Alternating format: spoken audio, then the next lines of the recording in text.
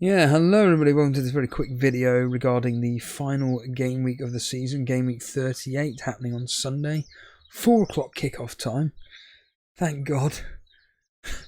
I do think that there's a lot of people in a similar mindset of, can we get the season over and done with? Now, there are people that are doing poorly at the game, like me, who just want to get this season out of the way because I'm just exhausted. You then have people that are just doing poorly at the game full stop, and it's the same old. I say it's the same old people. It's the people that, normally they do well and they just want more and more and more content, and they will be constantly communicating with you all the time, and then when they're doing badly, don't hear from them. As Ray says, at least I stay consistent, whether I'm a miserable git or not. But yeah, it is the final day of the season. Up on screen at the moment is a -16, which I'm really, really tempted with. Ray's come up with a -8, in which we both know we're bringing in Salah and captaining him. That's done. That's sorted. That is a categorical fact. We're doing that. But we also want Evan Nilsson as well. So to do that, we've got to get rid of Cunha. Which means we then have to get rid of one of the midfielders to accommodate Evan Nilsson. Now, Ray's thought processes are, if we get the leak that this Nwaneri starts, or Nwaneri starts for Arsenal, however you pronounce his name, then he wants to do a -8, so do Salah, Evan Nilsson and him in for KDB, Cunha and Eze. I just sent Ray a very, very long, probably going to be longer than this video, a very long voice message about these thought processes going into game week 38, and I'm just thinking, go for it. So in this -16 case, you've got Trippier, who's a doubt, who Andrew thinks potentially could play, versus a Kirkes, whose Bournemouth team are up against one of the worst ever teams in the history of the Premier League. I'm expecting that to be a minimum of 3 goals scored. Kirkes, I think, has got a really high chance of some form of attacking returns, let's just say an assist, in that particular fixture. So already, even if Trippier was starting, I think Trippier's, don't get me wrong, Trippier's highest upside is probably an assist and a clean sheet, whereas Kirkes could be clean sheet, potentially even a goal in that game. The point being, though, is that I can see a much higher upside to Kirkes versus Trippier. Or even if Trippier doesn't start, and it's Milenkovic up against Chelsea, who are going to score against Nottingham Forest. Because I can see that game being cancelling each other out. 1-1, maybe even 2-1 either way, but probably a 1-1. There's already the upside to Kirkes. Now, Salah versus Kevin De Bruyne, I think is bordering on a no-brainer. Even though Man City at the moment, form-wise, they're very good. Points are coming from everywhere. KDB, real life, performing really well. From an FPL point of view, just nothing. It's never a good sign. You could argue, well, what's Salah done in the last 3 games? Good point. We'll get onto that in a minute. But I think bringing in Salah and captaining, I'm happy with that. Evan Nilsson in for Cunha. What did I say to Ray? Cunha's final game for Wolves. He either starts, does really well against a Brentford team who, ironically, have been performing really well away from home, are one of the informed teams at the moment. I can see it being a high-scoring game. I predicted 3-2 to Brentford. Yes, Cunha can get something, but Evan Nilsson, I've just got in my head, he's got 2 goals in him. I don't know why. I can just see Evan Nilsson getting 2 goals against Leicester. And the way Cunha's been over the last few weeks, and the fact that he's been sold to Man United, He may not even start. He may just come off the bench, wave to a few Wolves fans. Bye. And then Matoma's my favourite one. Matoma, I love the idea of... I've got in the Super Brew Brighton to win 4-1. Both teams have nothing to play for. Tottenham are going to be celebrating or have celebrated.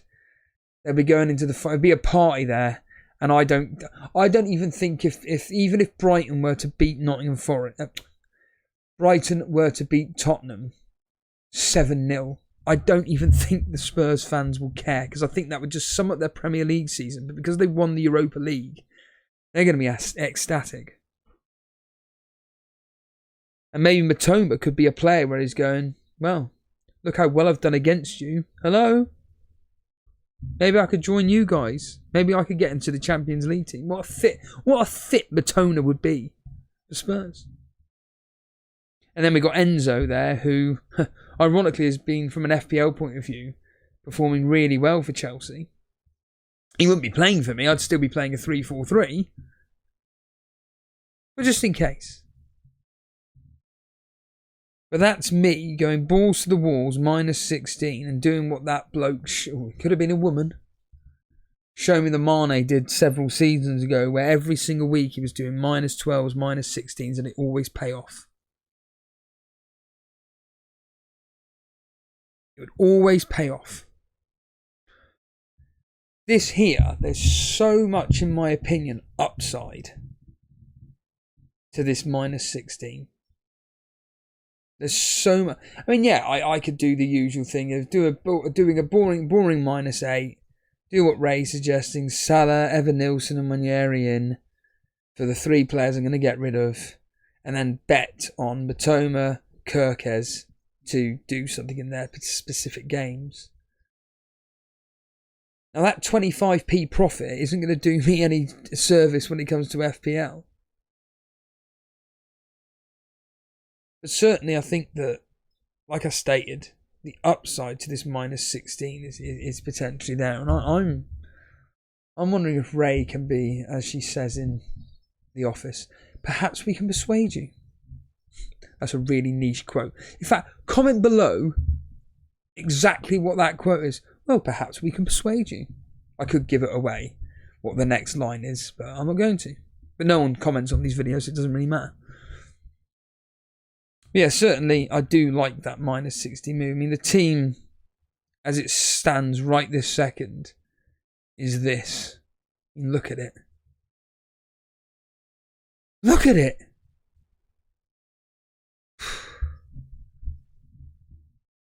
Areola, Trippier, Aït-Nouri, Vardy, Semenyo and Burmo, Alanga, De Bruyne, Haaland, Cunha and Watkins.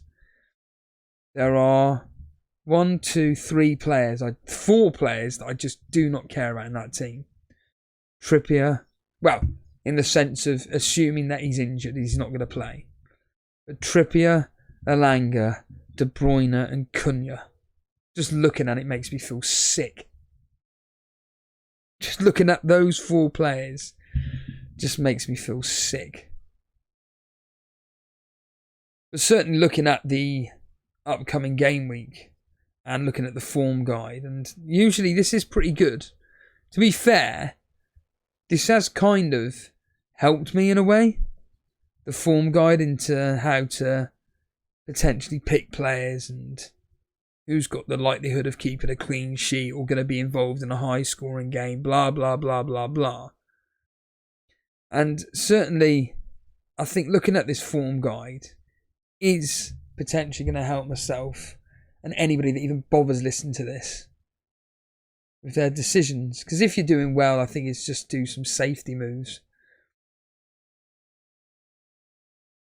But certainly, yeah, here we go. For the overall form guide, Man City at top, then it's Villa, then it's Brentford, Chelsea, Brighton, Newcastle, Liverpool, Everton, Arsenal, Wolves. That's your top 10. They are your top 10. Now, of all the players that I'm bringing in, potentially for this -16. The downside is Bournemouth. They're 14th in this table, and it's not looking good from Bournemouth perspective. In the last 6 fixtures, they've scored 5 goals and conceded 6. They've won 2, drawn 2, lost 2. They lost 3-1 to Man City. They lost 1-0 to Aston Villa. Prior to that,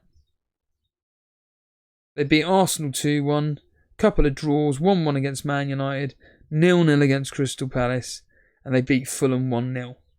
So they're not scoring goals. That's the downside.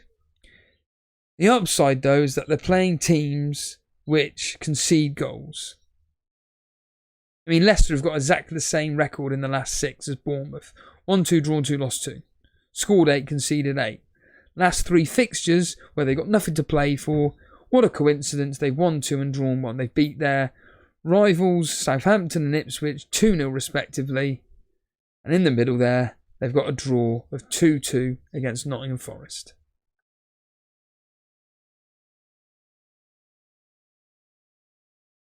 When you look at the home form and the away form, when I look at Liverpool, this is good news for Salah captainers. They like scoring goals. They scored 2 against Arsenal. This is all at home. 2 against Arsenal, 5 against Tottenham, 2 against West Ham, 1 against Everton, 3 against Southampton, and 2 against Newcastle. Overall, they've won 5, drawn 1, lost none, scored 15, conceded 5. Newcastle are another team. The last 5 home fixtures, won 6. And I love Andrew's shout of Anthony Gordon. Scored 20 goals, conceded 5. Scored 2 against Chelsea, 3 against Ipswich, 5 against Crystal Palace. And by the way, these last 3 fixtures at home, not conceded a goal. Conceded a goal against Man United and a 4-1 win. Beat Brentford 2-1. And a high-scoring 4-3 game against Nottingham Forest.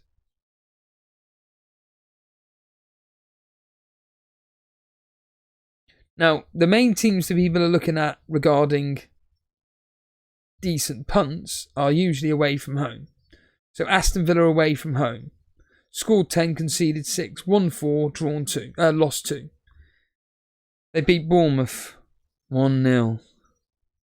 They beat Southampton 3-0. They beat Brighton 3-0. They beat Brentford 1. Can you guess what the other word is? Yep, you guessed it, 0. So if they're going to win, it's to 0. Now, as I said to Gary on his stream the other day, they're playing against a Man United team who really will not give a flying fuck in this game. 1-1, drawn 2, lost 3 in the last 6. Scored 4 pitiful goals at home in the last 6. They did score against West Ham in a 2-0 loss. They lost to Wolves 1-0. This is why Martinez is the best option. They haven't scored in their last 3 fixtures at home. They drew 0-0 with Man City. They scored 1 goal against Arsenal in a 1-1 draw. They scored 3 goals against Ipswich in a 3-2 win. And then they didn't score against Crystal Palace. The point being is that there's a high chance of Aston Villa keeping a clean sheet in that fixture. Based on form. Arsenal, another team that are playing away from home. They're 4th. Only won 2 games of the last 6. But they have scored 10 goals. 2 goals and a 2-2 draw against Liverpool. 1 goal against Everton and a 1-1 draw. 1 goal against Man United and a 1-1 draw. If Ray's listening into this is probably depressing him. 0-0 against Nottingham Forest. But the 2 wins, scored 4 against Ipswich, 2 against Leicester. Who have they got next? Southampton. Now, I've got that game as 3-1 personally. Southampton at home over the last 6, conceded 12 goals, scored 3. Got nothing against Man City in a 0-0, which is phenomenal. They scored 1 goal against Fulham, who beat them 2-1. Didn't score any against Southampton in a 3-0 loss. Scored 1 against Crystal Palace in a 1-1 draw. 1 against Wolves in a 2-1 loss, and then conceded 4 in a 4-0 loss to Brighton. And that's another team, Brighton, away from home. Not great, but do they like scoring goals? They are in high-scoring games away from home in the last 6. 1-2, drawn 1, lost 3, scored 11, conceded 15. 2-0 win against Wolves. 4-2 loss against Brentford. 2-1 loss against Crystal Palace. 2-2 against Man City. 4-0 against Southampton. 7-0 against Nottingham Forest. Other ends against the Tottenham team, who ironically at home over the last 6 don't score many and don't really concede that many. Scored 7, conceded 8. The last 2 games have ended in 2 losses. A 2-0 loss against Crystal Palace. A 2-1 loss against Nottingham Forest. And the other loss was 1-0 against Man City. So actually, looking at this, doesn't look like Tottenham are going to get battered. Doesn't look like Tottenham are going to get battered from that point of view. Even the likes of West Ham, away from home, don't score many. Scored 7, conceded 7 in the last 6. It's pathetic. Chelsea, another team.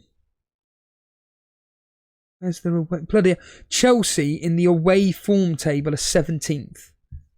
1-1, drawn 1, lost 4. Scored 3 goals, conceded 9. That is pathetic. Who were those 2? Who was those 3 goals against? Well, they got 1 against Fulham in ironically a 2-1 win. So they scored 2 goals against Fulham in a 2-1 win. And the other goal came against Aston Villa of all teams. Other than that, they haven't scored a goal. Pitiful. In fact, if Brighton were at home to Tottenham, that would have been a different story. What other matches are there of interest where people are thinking, maybe take a punt? We've already covered Bournemouth versus Leicester. Fulham Man City. So away from home, Man City, 2-2-2. Don't even... Again, they've scored 4 goals away from home in the last 6 and conceded 6. Basically just back their defence. Fulham at home, on the other hand, 1-3, drawn 3. They're all over the place. Scored 9, conceded 10. So their results are all over the place. Like I said, 1-3, drawn 3. The 3 losses. 3-1 loss to Everton. 2-1 loss to Chelsea. 2-0 loss to Crystal Palace. If they are to win, 2-1 against Nottingham Forest. 2-0 against Tottenham. 3-2 against Liverpool. Yeah, they got nothing to play for. Crystal Palace, away from home, they concede lots of goals. Conceded 13 goals, but they do score. Scored 9, conceded 13. In fact, some of the worst teams away from home across the last 6, conceding goals. Nottingham Forest 11, Crystal Palace 13, Liverpool 11, Brighton 15, Bournemouth 10, Ipswich, Man United 11, and then Leicester, Tottenham, Southampton 12, 15, 15 respectively. So, Leicester away at Bournemouth, should be seeing goals in that. But again, ironically, the home form of Bournemouth, not great. Not great at all. In fact, the home form of Bournemouth is pathetic. Scored 4 goals in the last 6. It's pathetic. In fact, some of the worst teams that are at home this particular game week back their away team that they're playing. So, Ipswich. They've conceded 17 goals across the last 6. Southampton have conceded 12 across the last 6. Man United. Like I say, it's scored 4, conceded 8. Who else is at home this particular game? Tottenham again. They're not too bad. Nottingham Forest scored 4, conceded 5. That's why that game's going to be very, very low scoring. In fact, the way the form table is suggesting 0-0, 1-0, 1-1. Fulham at home, I think that based on this form guide, that could be high scoring. Wolves, that could be high scoring. Scored 10, conceded 7. What are Brentford like away from home? Well, I know they're doing well. Yeah, exactly. They are the top team. 1-4 drawn, 1 lost, 1 scored 11, conceded only 4.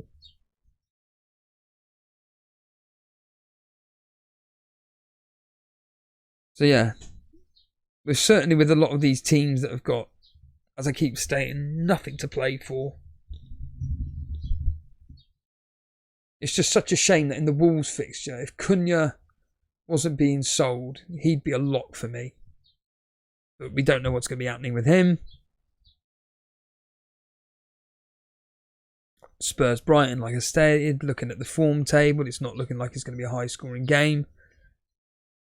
But based on the reality of the circumstances, Brighton could take advantage. Southampton Arsenal again is a dead rubber. I think Arsenal again just come out on top. Forest Chelsea, most important game of the weekend, and almost certainly looking likely to be a very low scoring game. Newcastle Everton, well, based on the form table. In fact, Everton away from home, I know for a fact they haven't conceded many goals. It's conceded 5, so that's going to be a low scoring loss for Everton. 1-0, 2-0, something like that. Man United Aston Villa again, another very low scoring game based on the form. Liverpool Crystal Palace could be anything. Ipswich West Ham could be anything. Fulham Man City could be anything. Bournemouth Leicester could be anything. So in fact, those top 5 fixtures there, or 4 fixtures, Bournemouth, Fulham, Ipswich, Liverpool, could be games in which could be any score. Essentially, don't even touch these games in the accumulator. But Man United Aston Villa, very, very high upside on Aston Villa winning. Newcastle Everton, very high upside on Newcastle winning. Nottingham Forest Chelsea, very high upside of a very low scoring game there. So it would be on an accumulator, Aston Villa to win, Newcastle to win, under 2.5 goals between Nottingham Forest and Chelsea, Southampton Arsenal, Arsenal to win. There you are, there's 50p if someone wants to put on it.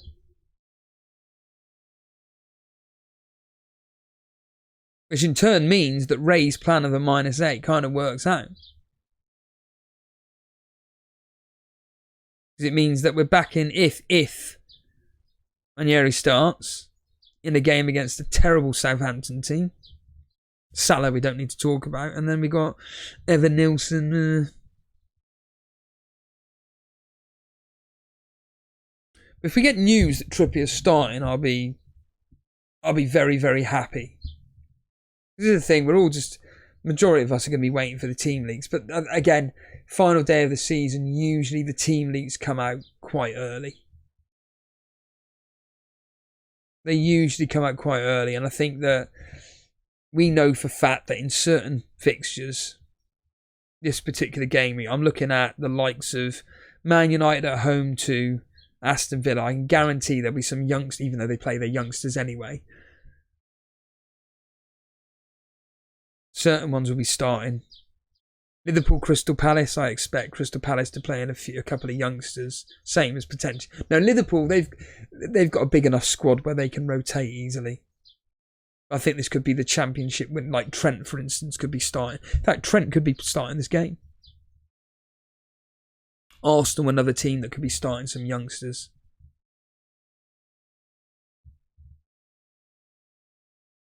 Either potentially, Tottenham may give a few players a run out that don't normally start. Same as it. Ipswich, another team. Go and prove yourself. See if you're worthy of playing the championship. Same as Southampton. Same as Leicester. Go and prove that you're worthy of playing in our team next season.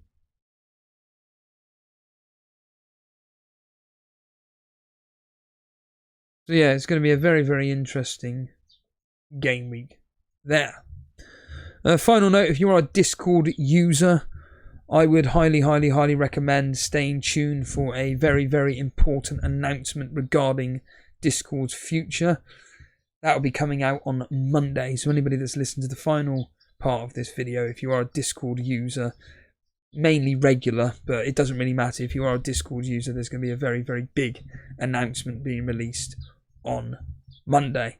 Other than that, thanks for watching, and make sure hitting the like button and hitting the subscribe button. Good luck.